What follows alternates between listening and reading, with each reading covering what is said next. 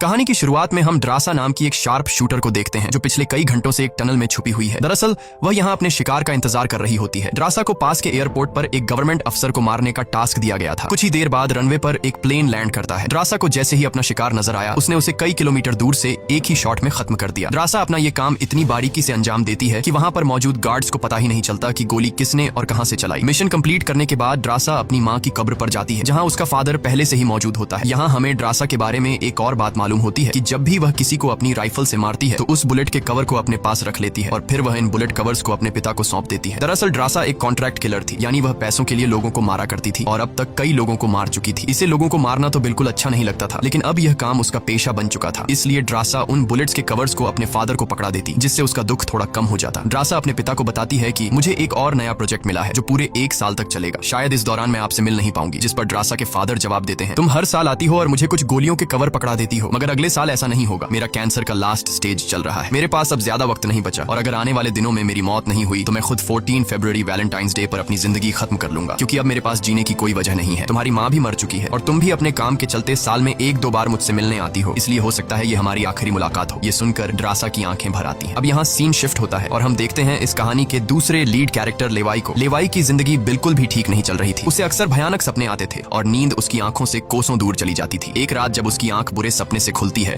तो लेवाई अपने घर से बाहर निकलकर समुद्र के किनारे पर आता है। यहाँ उसे थोड़ा बेहतर महसूस होता है और वह अपनी डायरी में कुछ लिखने लगता है। तभी लेवाई को अचानक उसके फोन पर एक मैसेज आता है। उस मैसेज में उसे एक एड्रेस दिया गया होता है जहाँ उसे जल्द से जल्द पहुंचने का कहा गया होता है। लेवाई बिना वक्त गंवाए एक मिलिट्री बेस पर पहुंचता है और वहाँ उसकी मुलाकात होती है एक लेडी ऑफिसर से जिसका नाम बार्तो है। बातचीत के दौरान हमें पता चलता है कि लेवाई कोई आम इंसान नहीं बल्कि एक आर्मी ऑफिसर था, लेकिन अब वह रिटायर हो चुका है। और सिर्फ इतना ही नहीं, वह एक डेडली स्नाइपर भी रह चुका है। वह अब तक 200 से भी ज्यादा लोगों को स्नाइपिंग से मार चुका है। बार्तो लेवाई से कहती है, मैं तुम्हें एक मिशन पर भेजना चाहती हूँ क्योंकि तुम एक बहुत ही अच्छे स्नाइपर हो और ये सिर्फ तुम ही कर सकते हो। लेकिन मिशन पर भेजने से पहले बार्तो लेवाई से एक बहुत ही जरूरी सवाल पूछती है, अगर तुम इस मिशन पर गए तो क्या तुम्हें याद करने वाला पीछे कोई है? ये बात सुनकर लेवाई को कुछ अजीब लगने लगता है, लेकिन फिर वह जवाब देता है, नहीं, मेरा इस दुनिया में अब कोई भी अपना नहीं है। ये सुनकर वो लेडी लेवाई से कहती है, तुम तैयारी कर लो, कुछ घंटे बाद तुम्हें उस मिशन पर भेजा जाएगा और वहाँ तुम्हें 1 साल के लिए रहना है। इसके बाद लेवाई को बेहोश कर दिया जाता है और जब उसकी आंख खुलती है तो वह अपने आप को एक एरोप्लेन में पाता है। लेवाई कुछ समझ नहीं पाता कि आखिर उसे कहाँ ले जाया जा रहा है और उसे किस तरह का मिशन सौंपा गया है। इसलिए लेवाई वहाँ पर मौजूद एक सोल्जर से पूछता है, मुझे कहाँ ले जाया जा रहा है? लेकिन वह सोल्जर लेवाई की इस बात का कोई जवाब नहीं देता, बस इतना कहता है, अपना आईडी और वॉच हमें दे दो, ये सब तुम्हें तब वापस मिलेगा जब तुम्हारा मिशन पूरा हो जाएगा। थोड़ी देर बाद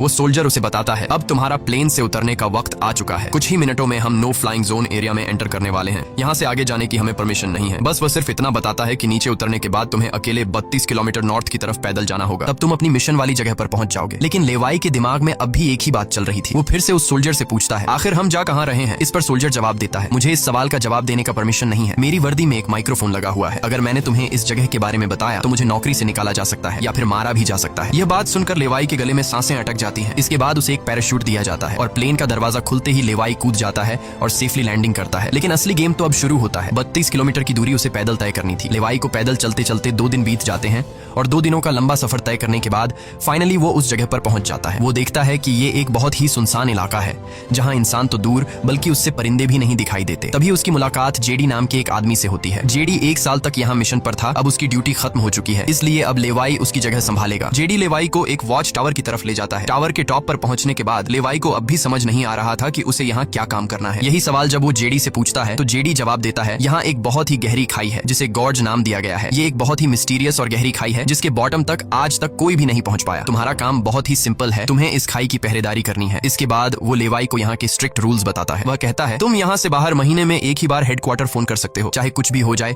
तुम बाहर की दुनिया से जुड़ने की उम्मीद मत रखना। ये टावर जिसे हम वेस्ट टावर कहते हैं, इसके ठीक सामने ईस्ट टावर है, वह रशिया का है। वहाँ भी एक गार्ड अपनी ड्यूटी निभा रहा है, लेकिन तुम दोनों के बीच कोई भी कॉन्टैक्ट अलाउ नहीं है। तुम्हें सिर्फ अपनी ड्यूटी पर ध्यान देना है और हाँ, आने वाले खतरे के लिए हर वक्त तैयार रहना, क्योंकि यहाँ तुम पर किसी भी वक्त हमला किया जा सकता है। यहाँ ऑटोमेटिक गन्स और नीचे ढेर सारे लैंड माइंस लगाए हुए हैं। अगर ऑटोमेटिक गन्स में गोलियां खत्म हो जाएं तो उसे हमेशा रिलोड रखना, क्योंकि हमले के दौरान ऑटोमेटिक गन्स तुम्हारी बहुत काम आएगी। और आखिरी बात, अगर तुम्हें कभी भी यहाँ तेज सायरन की आवाज सुनाई देने लगे तो तुम बिना सोचे समझे यहाँ से भाग जाना। जेडी कहता है, मुझे भी नहीं पता कि ऐसा क्यों बोला गया है, लेकिन मुझे जो पिछले ड्यूटी वर्कर ने बताया था वही मैं तुम्हें बता रहा हूँ। लेवाई उसकी सारी बातें अच्छी तरह से सुन लेता है, पर उसका सवाल एक ही था। वह पूछता है, आखिर यहाँ ऐसा क्या है जिसके लिए इतनी स्ट्रिक्ट सिक्योरिटी लगाई गई है? तभी जेडी एक ग्रेनेड निकालता है और इस ग्रेनेड को उस गहरी खाई में फेंक देता है। ग्रेनेड जैसे ही खाई की गहराइयों में धमाका करता है, वहाँ से एक अजीब भयानक आवाज गूंजने लगती है। वो आवाज किसी इंसान की बिल्कुल भी नहीं थी। वो किसी ऐसी चीज की थी जो अंधेरे में छुपी थी। जेडी लेवाई की तरफ देखता है और कहता है, ये आवाज जो तुम सुन रहे हो ये उन क्रीचर्स की है जिन्हें हम होलोमैन कहते हैं। ये क्रीचर्स इस घड़े के अंदर रहते हैं और तुम्हारी यहाँ पर ड्यूटी ये है कि इस घड़े के अंदर से किसी भी क्रीचर को बाहर निकलने नहीं देना है। कहा जाता है कि 1940 में यूएस आर्मी के 2400 आर्मी सोल्जर्स को इस गड्ढे के अंदर भेजा गया था ताकि यह सोल्जर्स उस गड्ढे के अंदर मौजूद सभी क्रीचर्स को खत्म कर सकें, लेकिन आज तक उनमें से एक भी जिंदा सोल्जर वापस लौट कर नहीं आया। और अब जेडी लेवाई को पूरी इंफॉर्मेशन हर एक चीज का बताकर घर वापस जाने की तैयारी करने लगा, क्योंकि उसने यहाँ 1 साल की ड्यूटी पूरी कर दी। अब लेवाई को यहाँ 1 साल तक ड्यूटी देनी थी। जेडी लेवाई को अलविदा कहकर यहाँ से निकल पड़ता है। वह बहुत खुश था क्योंकि 1 साल बाद वह घर जाने वाला था, लेकिन उसे पता नहीं था कि आगे उसके साथ कुछ ऐसा होने वाला है जिसके बारे में सोचने से भी डर लगता है। लोकेशन पर पहुंचने के बाद जेडी जैसे ही स्मोक करता है तब एक हेलीकॉप्टर उसे लेने के लिए आता है। वह हेलीकॉप्टर उसके लिए रस्सी नीचे फेंकता है और जेडी इस रस्सी के जरिए ऊपर हेलीकॉप्टर में चढ़ने लगता है। हेलीकॉप्टर में बैठा एक सोल्जर पहले जेडी की आइडेंटिटी कंफर्म करता है। जेडी जब उसे अपनी पूरी इन्फॉर्मेशन देता है तो हेलीकॉप्टर में बैठा वो सोल्जर पहले जेडी को शूट करता है और उसके बाद उसकी रस्सी काटकर उसे नीचे गिरा देता है। अब यहाँ एक बात तो साफ हो चुकी थी कि जो इस जगह आता है वो यहाँ से कभी लौट नहीं पाता। इसके बाद हमें अगले दिन का सीन दिखाया जाता है। लेवाई अपने काम को निभाने लगता है। सबसे पहले वो यहाँ की कुछ रिपोर्ट्स चेक करता है और जिन ऑटोमेटिक गन्स में गोलियां खत्म होती हैं उन्हें रीलोड करता है। इसी तरह से दिन गुजरते हैं और फिर 1 महीना। अब लेवाई को ये जगह बोरिंग फील होने लगी। वो सोचता है कि क्या 1 साल तक यहाँ बस अकेले ही रहना है, न किसी से बातचीत और न ही कोई एंटरटेनमेंट। इसीलिए टाइम पास करने के लिए वो अलमारी में रखी किताबें पढ़ने का सोचता है। जब वो अलमारी से किताबें निकालता है तो अचानक उसकी नजर अलमारी के पीछे की दीवार पर पड़ती है। उस दीवार पर कुछ नोट्स लिखे होते हैं। ये उन सभी लोगों के नोट्स थे जो इससे पहले इस टावर में अपनी ड्यूटी कर चुके थे। हर नोट में डर, अकेलापन और होलोमैन के खतरों का जिक्र था। एक दिन लेवाई को वेस्ट टावर से मशीन चलने की आवाज आती है। लेवाई जल्दी से अपने टेलीस्कोप से दूर से ईस्ट टावर को देखने की कोशिश करता है और तभी उसे एक लड़की दिखाई देती है और ये लड़की कोई और नहीं बल्कि ड्रासा होती है, जो कि उसकी अच्छी स्नाइपिंग की वजह से उसे इस टावर पर ड्यूटी दे दी गई थी। ड्रासा की खूबसूरती देखते ही लेवाई की नजरें उस पर जम जाती हैं, लेकिन लेवाई उससे बात नहीं कर पाता क्योंकि ऐसा करना रूल्स की खिलाफ वर्जी थी और ड्रासा को भी वेस्ट टावर में बैठे लेवाई के बारे में पता चल चुका था। अब इसी तरह से दिन गुजरते हैं और ये दोनों सोचते हैं कि क्या हमें एक दूसरे से बात करनी चाहिए या नहीं। कुछ दिन बाद ड्रासा का जन्मदिन आता है। अकेलेपन में घिरी हुई ड्रासा को लगता है कि उसे किसी से बात करनी चाहिए। वो लेवाई से बात करने की कोशिश करती है। ड्रासा एक व्हाइट बोर्ड के जरिए लेवाई से पूछती है, तुम्हारा नाम क्या है? इस पर लेवाई को रूल्स याद आते हुए कहता है कि नाम बताना अलाउड नहीं है, लेकिन ड्रासा मुस्कुराते हुए अपना नाम बताती है, मेरा नाम ड्रासा है। लेवाई भी ज्यादा न सोचते हुए अपना नाम बता देता है। ड्रासा बताती है कि आज मेरा बर्थडे है और ड्रासा अपने बर्थडे को सेलिब्रेट करते हुए डांस करने लगती है। ड्रासा लेवाई से पूछती है, क्या तुम्हें डांस करना आता है? लेवाई बताता है, नहीं, मुझे डांस करना बिल्कुल भी नहीं आता। जिस पर ड्रासा पूछती है, तो फिर तुम्हें क्या करना आता है? लेवाई जवाब देते हुए बोर्ड पर लिखता है, मैं शूटिंग थोड़ी बहुत अच्छी कर लेता हूँ। यहाँ ड्रासा उसकी शूटिंग स्किल्स चेक करने के लिए अपने टावर पर एक छोटी सी बॉटल उसके सामने रख देती है और लेवाई अपने टारगेट को निशाने पर रखते हुए एक ही गोली में उस बॉटल को फोड़ देता है। अब यहाँ ड्रासा भी पीछे रहने वाली नहीं थी। वह भी अपनी शूटिंग स्किल्स को दिखाते हुए लेवाई के टावर में रखी एक छोटी सी बॉटल को बिल्कुल परफेक्ट शूट कर लेती है, जिससे लेवाई को पता चलता है कि ड्रासा कोई आम लड़की नहीं बल्कि वह एक डेडली स्नाइपर है। धीरे धीरे दोनों की बातचीत बढ़ने लगती है। ड्रासा और लेवाई एक दूसरे को समझने लगते हैं, लेकिन तभी जब ये दोनों बातचीत में मसरूफ होते हैं, ड्रासा की नजर अचानक नीचे गड्ढे की तरफ जाती है। वो देखती है कि नीचे से कुछ भयानक क्रीचर्स यानी होलोमैन तेजी से वेस्ट टावर की तरफ चढ़ रहे हैं। वह जल्दी से लेवाई को अलर्ट करती है, नीचे देखो, तुम्हारी तरफ कुछ क्रीचर्स बढ़ रहे हैं। लेवाई जैसे ही नीचे देखता है उसकी आंखें चौंक जाती हैं। नीचे सिर्फ 1 या 2 नहीं बल्कि हजारों क्रीचर्स ऊपर की ओर बढ़ रहे होते हैं। वो बिना वक्त गंवाए अपनी स्नाइपर राइफल उठाता है और एक एक करके क्रीचर्स को शूट करने लगता है, लेकिन क्रीचर्स की तादाद इतनी ज्यादा होती है कि लेवाई उन्हें अकेले संभाल नहीं पाता। इसलिए ड्रासा भी अपनी मशीन गन से गोलियां बरसाने लगती है। अब वेस्ट टावर यानी ड्रासा की तरफ भी क्रीचर्स बढ़ने लगे। ये दोनों अपनी अपनी साइड से इन क्रीचर्स को मारने लगते हैं, लेकिन तभी लेवाई देखता है कि एक क्रीचर ऊपर ट्रासा के टावर तक पहुंच चुका है और वह क्रीचर जैसे ही ट्रासा पर हमला करने वाला होता है तो लेवाई ईस्ट टावर से अपनी जबरदस्त स्नाइपिंग स्किल्स का इस्तेमाल करते हुए उस क्रीचर को मार गिराता है। अब लेवाई और ड्रासा दोनों को एहसास हो जाता है कि इस खतरनाक जगह में अगर जिंदा रहना है तो उन्हें मिलकर लड़ना होगा। सब कुछ संभालने के बाद ड्रासा बताती है, ये मेरी लाइफ का सबसे बेस्ट बर्थडे था। अगली सुबह लेवाई नीचे लगी लैंड माइंस को ठीक करता है और ऑटोमेटिक गन को रीलोड करता है। तभी अचानक खाई के अंदर से एक ड्रोन निकलता है। वो ड्रोन कुछ सेकंड्स तक लेवाई की तरफ देखता है। ड्रोन अजीब तरीके से स्कैन करता है। ये देखकर लेवाई हैरान रह जाता है और उसे कुछ समझ नहीं आता कि ये ड्रोन क्यों और किसके लिए भेजा गया था। इस तरह से दिन गुजरते हैं और फिर महीने। इन दोनों की आपस में दोस्ती होने के बाद अब उनके दिन अच्छे गुजर रहे थे और अब उन्हें अकेलापन बिल्कुल भी महसूस नहीं होता था। पर एक दिन ट्रासा बहुत ज्यादा सैड होती है क्योंकि आज 14 फेब था और उसे याद आता है कि उसके फादर ने कहा था कि अगर कैंसर की वजह से आने वाले कुछ दिनों में नहीं मरा तो वो 14 फेब के दिन खुद को मार देगा। और यहाँ ड्रासा बोर्ड पर लिखकर लेवाई को बताती है, आज मैं खुद को बहुत ही अकेली महसूस कर रही हूँ। अगर आज मेरे पास कोई होता तो बहुत अच्छा होता। लेवाई को भी पहले ही दिन से ड्रासा से मिलने का मन था और आज वह खुद को रोक नहीं पाता। वो ड्रासा के पास जाने का प्लान बना लेता है। वह एक रॉकेट लॉन्चर के जरिए ईस्ट टावर तक पहुंचने का जुगाड़ कर लेता है। अगली सुबह वो रॉकेट लॉन्चर का इस्तेमाल करके एक मजबूत रस्सी को ड्रासा की तरफ फेंकता है, जिसके बाद ड्रासा टावर के बाहर आती है और वो रस्सी को मजबूती से एक पेड़ के साथ बांध देती है ताकि लेवाई रस्सी के जरिए लटक कर ईस्ट टावर तक पहुंच जाए। लेवाई बिना देर किए उस रस्सी के सहारे ईस्ट टावर की ओर बढ़ने लगता है, लेकिन बीच में वो अटक जाता है क्योंकि आगे रस्सी की ढलान खत्म हो चुकी थी। इसलिए अब लेवाई हाथों की मदद से आगे बढ़ने लगता है और करीब आधा घंटा हाथों की मदद से सफर करने के बाद वो ड्रासा के टावर तक पहुंच जाता है। ड्रासा उसे वेलकम करती है और कहती है, तुमसे बहुत ही गंदी पसीने की बू आ रही है, इसलिए पहले तुम नहा लो, फिर मैं तुमसे मिलूंगी। लेवाई को ये सुनकर हंसी आ जाती है। वह कुछ कहता नहीं, बस सिर हिलाकर मान जाता है। ड्रासा यहाँ पर शरारत करते हुए उसके कपड़े दूर जाकर छिपा लेती है और सीसीटीवी कैमरा के जरिए लेवाई को देख रही होती है, जो टावर में मौजूद शावर में नहा रहा होता है। उसके बाद लेवाई और ड्रासा एक साथ बैठकर काफी देर तक बातें करते हैं। ड्रासा उससे अपनी पूरी स्टोरी बताती है और बताती है कि अब इस दुनिया में मेरा कोई नहीं रहा, सिर्फ मेरे फादर जिंदा बचे थे, पर कल के दिन उसने भी खुद को मार दिया होगा। यहाँ लेवाई भी ड्रासा को रात में आने वाले भयानक सपने और अपने उन दिनों के किस्से सुनाता है जब वो यूएस आर्मी में था। इस तरह से बातें करते करते रात हो जाती है। ड्रासा यहाँ एक सॉफ्ट म्यूजिक लगा लेती है। ये दोनों म्यूजिक की धुन पर डांस करने लगते हैं। इसी डांस के दौरान वो एक दूसरे के करीब आने लगते हैं और उनके बीच रोमांस होने लगता है। कुछ देर बाद लेवाई ड्रासा की तरफ देखकर एक मुस्कान के साथ कहता है, मैंने तुम्हारे लिए एक शायरी लिखी है, जब हम यहाँ से निकलेंगे तभी मैं तुम्हें वो शायरी दूंगा। अगले दिन लेवाई को वापस अपने वेस्ट टावर लौटना था। वह ड्रासा को अलविदा कहता है और रस्सी के सहारे वेस्ट टावर की तरफ चलना शुरू कर देता है। ड्रासा भी उसे जाते हुए देखती रहती है, लेकिन तभी हम देखते हैं कि कुछ क्रीचर्स ऊपर टावर की तरफ बढ़ रहे हैं, जिनमें से एक क्रीचर वहां लगे लैंड माइन से टकरा जाता है और एक जोरदार धमाका होता है। लैंड माइन के फटने से जो उसके लोहे के पार्ट्स हवा में उड़ जाते हैं, उनमें से एक पार्ट रस्सी से टकरा जाता है, जिससे रस्सी टूट जाती है और वह तेजी से उस खाई में गिर जाता है। लेवाई को गिरते देखकर ड्रासा बिना सोचे समझे अपना पैराशूट उठाकर वह भी उस खाई में कूद जाती है। खाई की गहराई में गिरने के बाद ड्रासा पानी की तेज बहाव वाली नदी में बहने लगती है। वह किसी तरह करके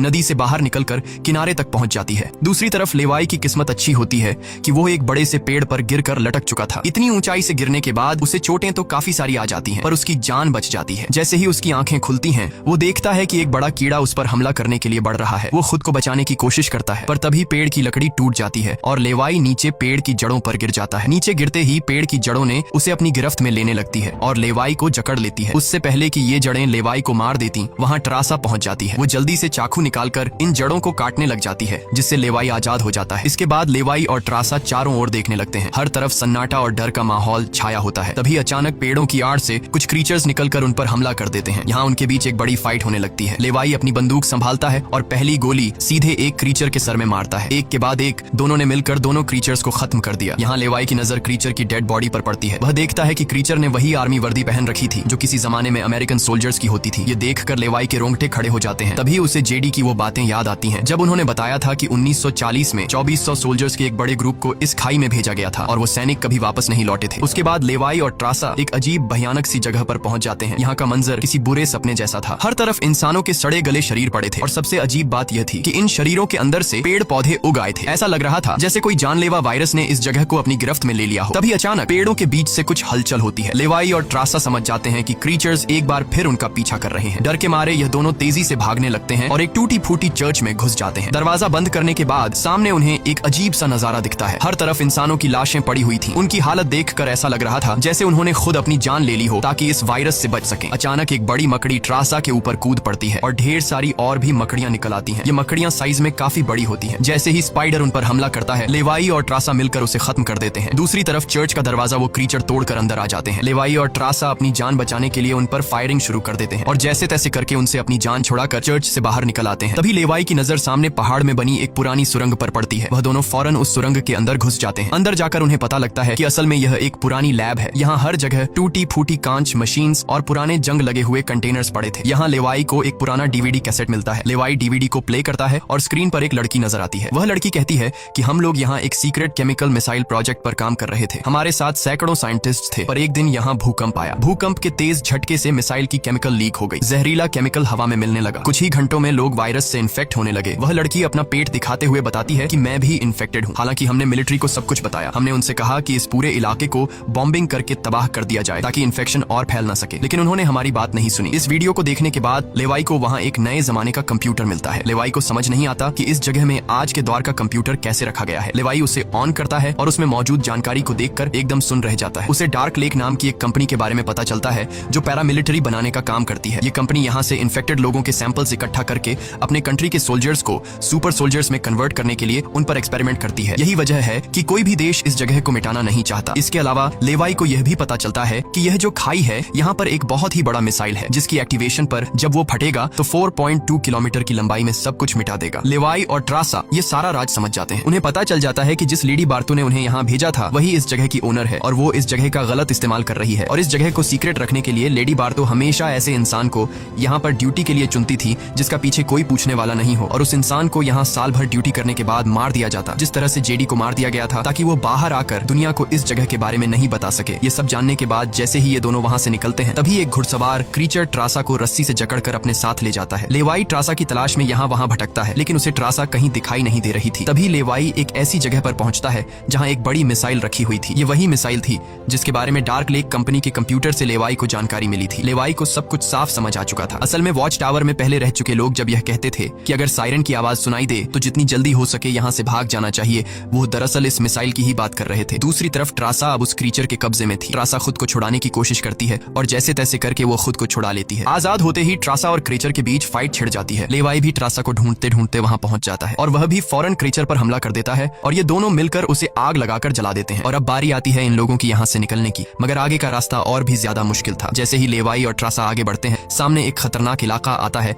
जहाँ से निकलना एक बहुत ही बड़ा चैलेंज था। यहाँ इंसान और पौधे आपस में पूरी तरह से जुड़े हुए थे, जैसे कि वह किसी खतरनाक एक्सपेरिमेंट का नतीजा हो। खैर, ये लोग हर कदम को संभाल कर रखते हुए आगे बढ़ते हैं कि तभी ट्रासा का पैर फिसल जाता है जिससे ये पौधे एक्टिवेट हो जाते हैं। वो ट्रासा को जकड़ लेते हैं लेकिन यहाँ लेवाई हिम्मत दिखाते हुए आगे बढ़ता है और अपनी पूरी ताकत से ट्रासा को छुड़ा लेता है। वह बॉम्ब का इस्तेमाल करके वहाँ के पूरे प्लांट सिस्टम को उड़ा देता है। लेवाई ट्रासा को लेकर वहाँ से बाहर निकल आता है। थोड़ा सा आगे चलने के बाद उन्हें एक गैराज नजर आता है जहाँ पर एक गाड़ी खड़ी होती है। ये दोनों जल्दी से उस गाड़ी में बैठ जाते हैं और उस जगह से निकलने की कोशिश करने लगते हैं। आखिरकार कुछ दूरी तय करने के बाद उन्हें एक रस्सी नजर आती है जो ऊपर वॉच टावर तक जाती थी, लेकिन अब वो क्रीचर्स भी उनका पीछा करते हुए वहां तक पहुंच चुके थे। अब यहाँ रस्सी को हाथों से पकड़कर ये लोग अगर ऊपर चढ़ते तो ये क्रीचर्स इन्हें मार देते। इसलिए लेवाई समझदारी से काम लेते हुए जीप को रस्सी से बांधकर ऊपर चढ़ने लगते हैं। ये लोग जीप को इसलिए रस्सी से बांध लेते हैं ताकि ये दोनों जीप में बैठकर उनके हाथ क्रीचर्स के साथ लड़ने के लिए फ्री हों। वो क्रीचर्स उन पर हमला करते हैं और यहाँ उनके बीच एक बड़ी फाइट होती है, लेकिन वो क्रीचर्स तादाद में काफी ज्यादा थे इसलिए वो इन पर भारी पड़ रहे थे। यहाँ लेवाई के दिमाग में एक आइडिया आता है। वह जीप की पेट्रोल टैंक इन क्रीचर्स पर लीक कर देता है जिससे निकलने वाले तेल को आग लगाकर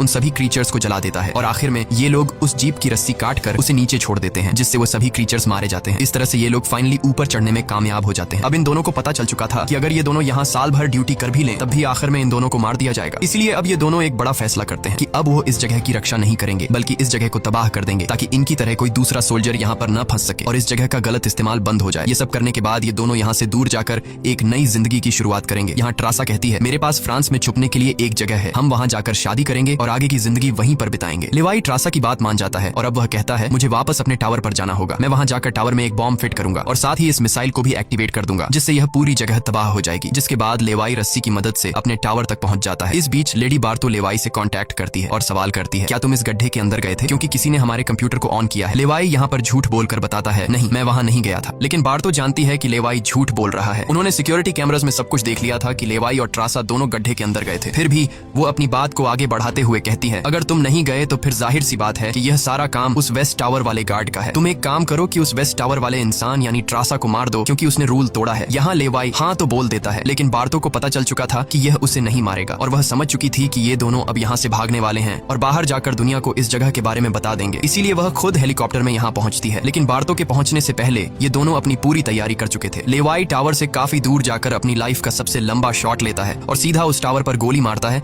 जो सीधा नीचे मिसाइल से कनेक्ट था, जिससे एक तेज सायरन बजने लगता है। अब उनके पास टाइम कम था। ये दोनों तेजी से भागने लगते हैं क्योंकि जब मिसाइल फटेगी तो वह 4.2 किलोमीटर के एरिया को तबाह कर देगी। लेवाई और ट्रासा दोनों पूरी ताकत से जंगल की ओर भागने लगते हैं। ट्रासा अपनी जान बचाते हुए उस जगह से काफी दूर निकल जाती है, लेकिन लेवाई के पैर में चोट आई थी जिससे वह तेज नहीं भाग सकता था। दूसरी तरफ बार्तो को भी यह समझ आ चुका था कि जल्द ही मिसाइल ब्लास्ट होने वाला है। ठीक इसी वक्त मिसाइल एक्टिवेट हो जाती है और एक बहुत ही बड़ा धमाका होता है जिससे पूरी खाई तबाह होने लगती है। यह ब्लास्ट इतना भयानक था कि उसके लपटने और झटके दूर तक फैल गए, जिसमें बार्तो का हेलीकॉप्टर भी उस धमाके की चपेट में आ जाता है और वह वहीं मारी जाती है। ट्रासा ने तो 4.2 किलोमीटर का फासला तय कर लिया था, लेकिन लेवाई उस धमाके की लपेट में आ जाता है और धमाके से आने वाली तेज हवा उसे पानी में गिरा देती है। दूसरी तरफ खाई में सभी क्रीचर्स मारे जाते हैं। अब सिर्फ ट्रासा उस धमाके में जिंदा बच गई थी और वह एक ऊंची जगह पर खड़ी होकर लेवाई का इंतजार करने लगी। इंतजार करते करते रात हो जाती है, लेकिन लेवाई का कोई अता पता नहीं चलता। वो समझ जाती है कि अब लेवाई जिंदा नहीं रहा, जिसके बाद कहानी यहाँ से कुछ महीने आगे शिफ्ट होती है। ट्रासा लेवाई की लिखी हुई कविता को पढ़ती है। हर एक शब्द में उसे लेवाई की यादें महसूस होती हैं। आंखों में आंसू लिए वो अपने दिल को संभालने की कोशिश करती है। अब ट्रासा एक नई जिंदगी की शुरुआत करते हुए फ्रांस के एक होटल में वेट्रेस की जॉब करने लगती है। लेकिन फिर अचानक एक दिन ट्रासा के सामने लेवाई आकर खड़ा हो जाता है। वह जिंदा था। लेवाई को देखकर ट्रासा की आंखें खुली की खुली रह जाती हैं। वह खुशी के मारे दौड़कर लेवाई को गले लगाती है और इसी के साथ यह कहानी खत्म हो जाती है। अगर वीडियो आपको अच्छी लगी हो तो हमारे चैनल को सब्सक्राइब और वीडियो को लाइक जरूर कीजिएगा।